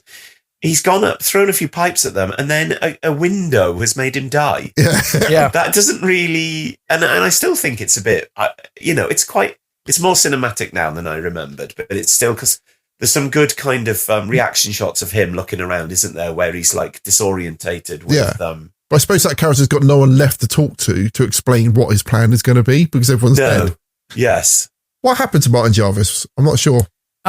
He's been casted off to prison. Michael Ripper says, it's all pretty simple, isn't it? He's had an argument with his dad. Yeah. And it's pretty obvious that it was an argument that got out of hand. Yes. And we got him in the cells. And I did think as well, it's like, but he has been bitten by a vampire. So yes. And again, they're very fast and loose as to whether being bitten by a vampire turns you into a vampire or not. In this yes. Yeah. Yes. I think, again, with my weird brain as a child, that I would drive me nuts. So what are the rules? Give me we see Lucy? Do we see her die? Is she drained of blood? Or yes. Because there's a point where he goes back for more. Yeah. Because there's and then Paul finds her. Yes. Because he does, he loses control and fully drains her. Yeah. Yes, that's right. Yeah. So then he falls onto the altar and he starts aging. He turns a bit shriveled. Turns back to red dust again. Yeah. And you don't really know why at this stage, do you? No. Because hopefully for a sequel, but like you said, they just rebooted it at this point. Yeah, which is a real shame because the next film bears no relation to this film whatsoever, and it's a bit of a travesty, really. But I do like that when they go to AD 1972, they just say, okay, this is the end of a Dracula film you haven't seen. Yeah. Yes. With the fight on the, and I just which like that. does kind of tie in with this film rather than Scars of Dracula, which they just obviously totally forgot. Yeah, I would say, when you say what film doesn't belong, I would remove Scars of Dracula and just... Well, Scars of Dracula is nonsense and it's just rubbish. Just absolute rubbish. Yeah, the hair on Big Chris Lee is all over the shop in that one. What about Clove? Yeah, Kinky Clove, yeah. His hair is the worst bloody... like, imagine leaving Doctor Who and going and doing that film. That's mad, isn't it? Yeah. So that's the end then. So we see them looking up at the glass painting of the church, and then it's probably just says the end. Well, also, we must point out that it seems to me that this means that Linda is free from vampire's curse. Yes. And my final note is, well, I hope after all that, Linda's okay with the memory of her murdering her father. Well, she probably would have done that anyway, because he was a prat. He was an arsehole. He was a horrible man, wasn't he? So, she's got away with that scot-free, hasn't she, basically? Yeah, and both of them inherit huge fortunes from their parents, and they would have thought so. Go away and live happily ever after. Yeah, so that's fine. That's all fine.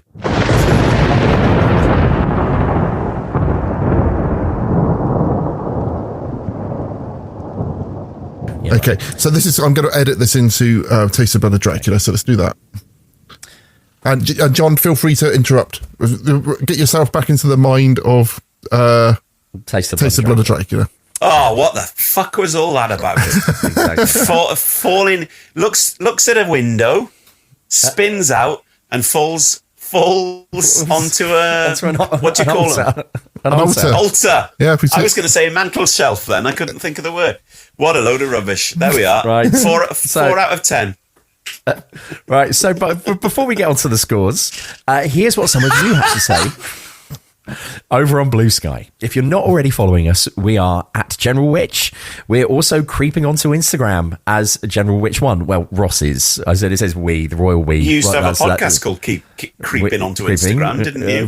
Pretty much. Yeah, and if you fancy chucking us a few quids, head over to Patreon. There you'll be able to get early access to episodes and the best bit, ad-free listening and the odd extra thrown into some of the Patreon things that I follow. That's the best thing about them, the fact that they are ad-free. Anyway, so a lot of love for this one, and not surprisingly, a lot of nostalgia. Ginger Nuts of Horror told us, I adore this film. It was the first horror movie that I ever watched. I snuck downstairs to watch it while my parents were in bed. Yes. I think I was about 9 years old. Yeah, this is when BBC Two showed horror movies on a Friday night, which I think coincides with Ross, you and I watching it sort of around about age 14, doesn't it? Yeah. So I think we watched it up in my loft conversion. That's the one. Is that what you call it? Yeah, well, it was you could stand up in it. Yeah. You couldn't. But that kind of added to the fun. Yeah. Right. Anyway, so Ray Newman, whose short story collections, Municipal Gothic and Intervals of Darkness, you should absolutely read, according to Ross, said it's I bought you for Christmas. I haven't read it yet. Oh, okay. I cannot make that hearty decision. I read it for you on the toilet. Very good. So anyway, so he said, it's my favourite, a beautiful production that feels as if it's got some budget behind it.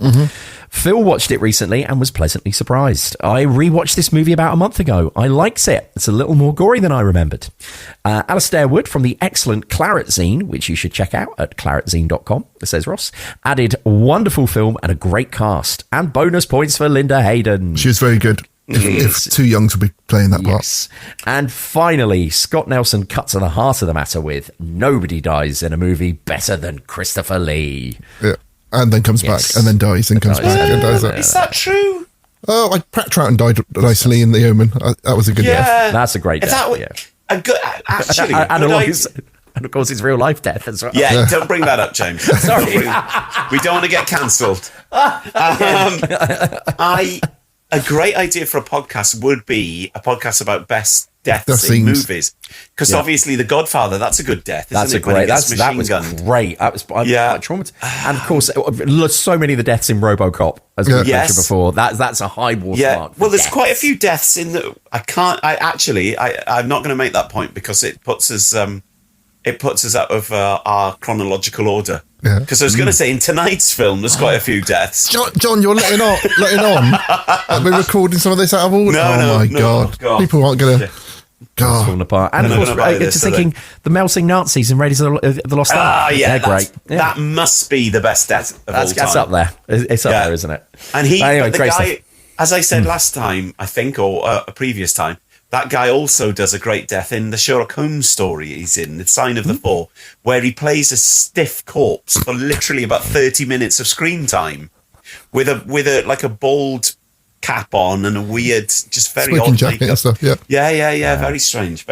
I watched a good Sherlock Holmes last night where a man was stuck in a his vengeful lover left him in a kind of I don't know what you'd call it, like a coal hole under a mansion, and she let the stone lid of it fall on him because he a bit like an oubliette. He'd been duping her basically to try and get some treasure, and then Holmes had it opened and the guy was in there dead, and he died from suffocation, but he was blue. I think the guy went on to be in London's Burning, TV's London's Burning. Ooh. Yeah, so that was a good death. Okay, check that one out. Check out your deaths. I've just had another email. Check out. That's the name of the podcast. The Checkout Podcast, you can call it.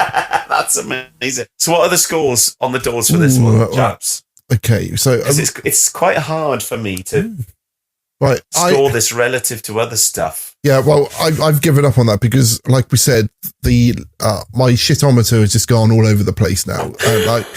I probably would have given stuff in the first half of our oeuvre much higher scores. Yes.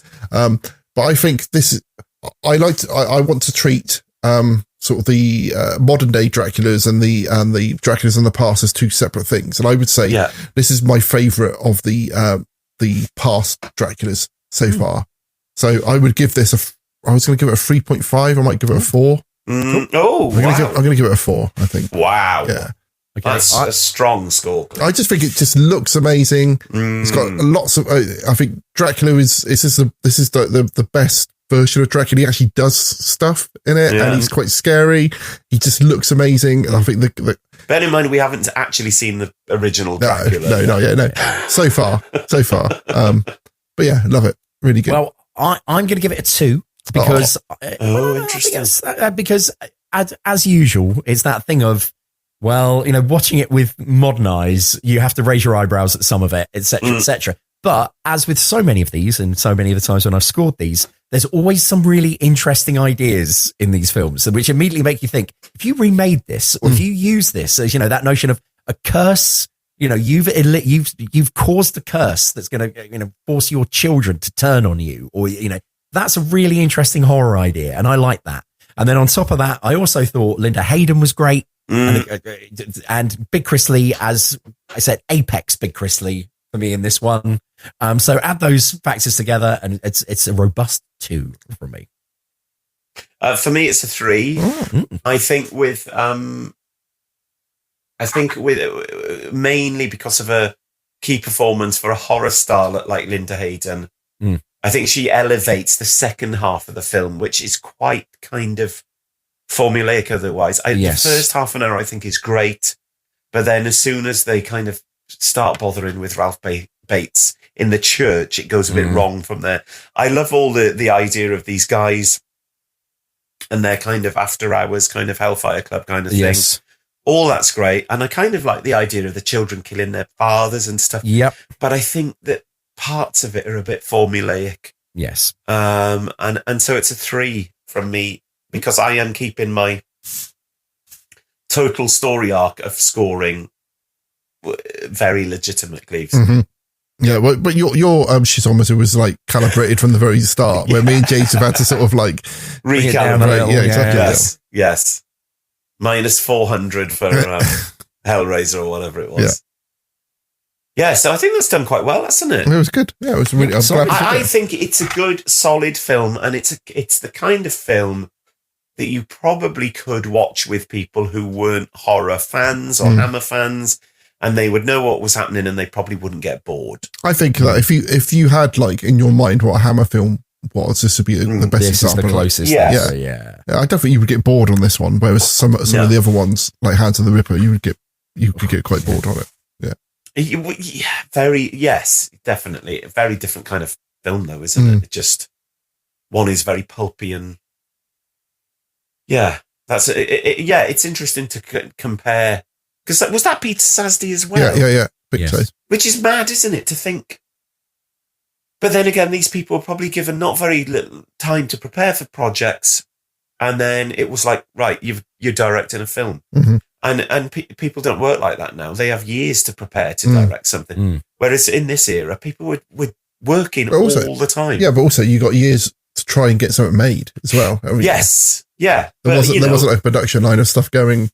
If you think he did this in 1970, Hands of the Ripper was 71, and Stone Tape was 72. Like, that's mad. Imagine people directing a sequence of stuff like that these days. It just wouldn't happen because they'd be like, oh, I've got to have a year off after, oh my God, That's my TV director voice, by the way. Are you looking up what he did, Cleves? Yeah, Peter Sasdy's film, Taste Blood of Dracula, Count Dracula, Hands of the Ripper, Doom Watch, Nothing But the Night, Welcome to the Blood City. Oh my God! Yeah, because Countess Dracula is really good. Yeah, and that's quite a serious hammer. That's not really. It's like a serious, lavish film. Have you heard of? Yeah, Welcome to Blood City. Have you heard of that? No, I haven't. No, when's that? 77, sci-fi western with dystopian twist, like a Westworld's weird cousin. Cool. Yeah, right. That sounds good. If that's British, that's going on our list. Yeah.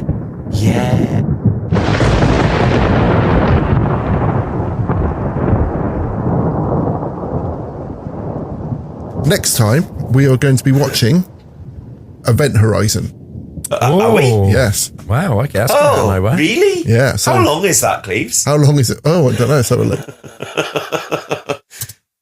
So, for me, I think possibly now, this is the first thing that I can remember it being in the cinema. Yes, I was going to say, film. I saw this in the cinema. Yeah, and people discussing this. Can you guess the year? In real life. It was 98 or 99, wasn't it?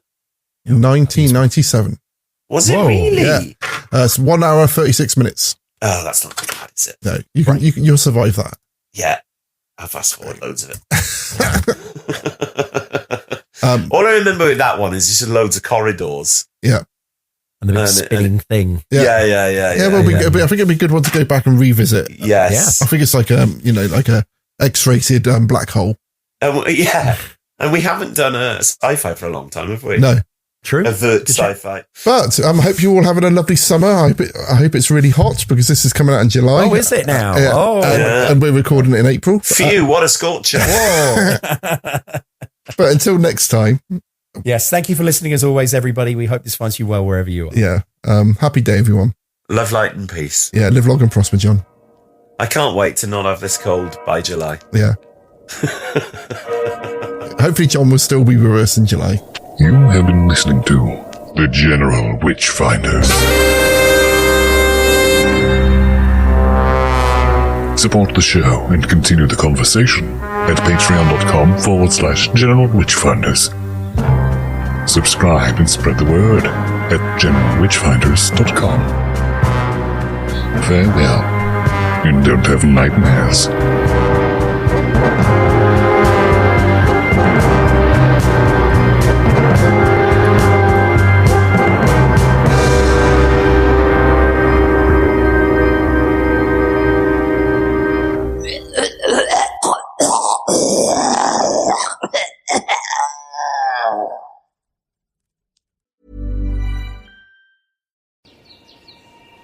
Epic views, waterfall mists, summits, sunsets. It's all better outside. And with All Trails, you can discover the best of nature with over 450,000 trails around the world. Download the free app today and find your next adventure. But it's a bit of a shame. But I've still got the Cinquecento, so I've been tinkering with that today instead. Yeah. It sounds like a drink, though, doesn't it? What was the Vimto? No, this was C. Cinzano. That's it. What did you say? Cinquecento. It's because Cinquecento, I think, literally just means 500. Oh, okay. As in Fiat 500. What's the song that goes? You will never know. Da, da. That sounds like they're singing that as well. Cinquecento, you will never know. That's oh no, that's Nikita. That's Elton. By Elton John. Yeah. Nothing Nikita, to do with you will never know anything about my home. Helen Martin, I have seen, has just bought a film on my Amazon. Dirty. What's she watching? Yeah. Pedro Almodovar, The Room Next Door. She's such a highbrow lady. She is, yes. So the things she told me she was going to try and watch earlier were that film, another film where it's like about 3 people and they're all dying or something, and then that's this podcast. And then the other one was a documentary about a guy who was a serial killer who'd been on blind dates. Yes. Wow. Yeah. And I was like, oh yeah, that's a classic night in for George. Saturday. Was it Saturday or Sunday? Sunday. It's Sunday today. All day. So as you can hear, John is dying of of some kind of lurgy. Hopefully, I don't know what it is. I mean, I thought it was a cold, but now I don't know if it's some kind of weird allergy as well. Yeah. Which wouldn't be a surprise with my constitution. Constitution. I'm never ill, but I'm always ill. It's a mid-level illness. So yes, I think John sounds sexy with this, but hopefully you'll be able to put up with it. It's just weird, Cleve, saying that, because I just got a cold and it hurts. Yeah, well, you know, I got weird kinks, haven't I? Yeah, obviously.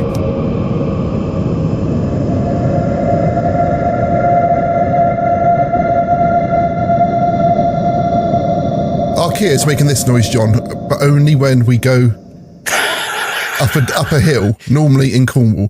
Goes it sounds like is it steam powered? That's what it sounds like. It sounds like it's like a steam engine, but only does it on a hill and then it stops after a little while. Any ideas? Does it lose power or anything? If it doesn't lose power, then it wouldn't be bothered. I mean, it might be something stuck to the inside of the tyre. Or yeah. Could be anything. But it's weird how it only does it on hills and then stops afterwards. Anyway, that's Car Hour. Yep, that's the car spin-off. That's the new pivot content that was people it the car? like, The car of Dracula. Was it the Cars of Dracula we were going to do? Rather than the Scar of Dracula, I think I.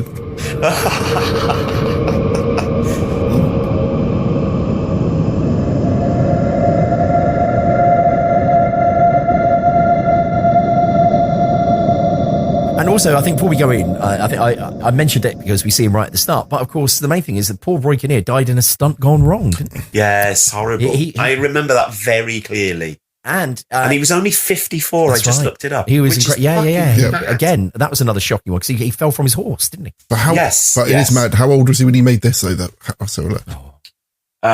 younger than 54. Roy. Well, that was 1978, so that's 18 or 19 years. So he was basically like 34, 35. And of course, his son is now a great actor in his own right. His son is a brilliant actor. In case people aren't aware. Yeah. Have you two seen Men? Yes. Is it Men? It's fantastic. Yes. That's he's got multiple roles in that, hasn't he? And that's very, very good. He was 35 when he made this. Wow. So he's literally he's like 13 years younger than me in this film. It's crazy, isn't it? People look so different in the past. Yes. And what you can't put your finger on it, really, can you? What yeah, I don't know. Yeah. Because he looks about 55 in this film, doesn't he? But his son doesn't look 55 now. His son is probably about 55 now, isn't he? It's just diet, very fascinating. Diet, cigarette and booze. Cigarettes. Yeah.